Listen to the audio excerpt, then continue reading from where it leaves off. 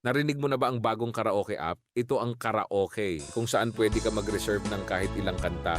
Makikita mo sa kanan ang listahan ng mga naka-reserve na kanta na iyong pinili.